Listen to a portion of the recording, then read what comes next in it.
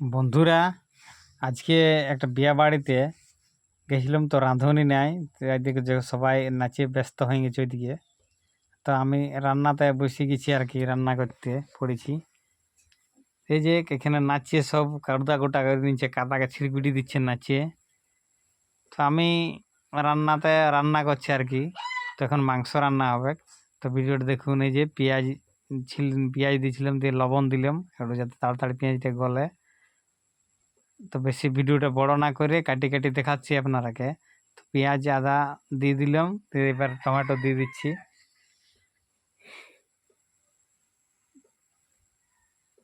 Tomato দিয়ে পরে ভালো করে লাড়ি চাড়িয়ে একটু হালকা গলতে দেবো আর কি। তারপরে মশলাপাতি মাংস টাংস দিয়ে একবারেই একটা নতুন পদ্ধতি এবার আদা দেওয়া হচ্ছে। এই যে আদার একটু পরেই দেওয়া হচ্ছে, কারণ এবারে ইয়ার পর একটু মাংস দেওয়া হবে, যে মাংস একটা লাড়িয়ে দিলাম ভালো করে, দিয়ে তারপরে এবারে মাংসটা দিয়ে দেওয়া হবে। এটা একটা নতুন পদ্ধতি রান্না। মাংসটা দিয়ে দিচ্ছি, এবারে লাড়ি চাড়ি একটু, তাতে সামান্য পরিমাণ নুন দিয়ে দেবো, যাতে পোলট্রি মাংসের যে জলটা সেটা বেরিয়ে যাবে। তো লাড়া চাড়া প্রায় রেডি হয়ে গেছে। তো এবার হলুদ দিয়ে দিব, হলুদ দিয়ে দিলাম। হলুদ দিয়ে একটু নাড়িয়ে চাড়িয়ে ভালো করে বাচ্চাকে কষিয়ে দিলাম। লাড়িয়ে চাড়িয়ে একদম হলুদকে মাখায়।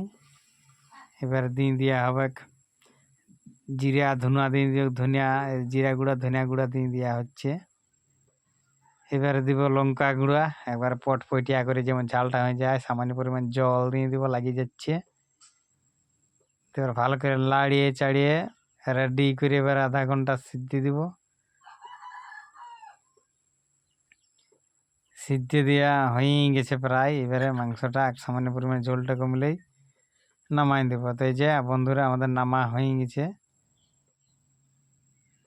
এবারে একটা বালতিতে কুড়াইয়া রাখি দিব। তো বন্ধুরা, শেষ ক্যামেরা ধরার লোক নেই, তার জন্য তাড়াতাড়ি ভিডিওটা শেষ করে দিলাম। তো এই যে কাটি কাটি দেখালাম আর কি, বেশি বেশি শর্ট নিতে পারে না। তো এইবারে দেখো, যারা নাচ করছে তাদের কীর্তিটা দেখো একবার, আমাকে শুদ্ধ আর ছাড়ে নাই।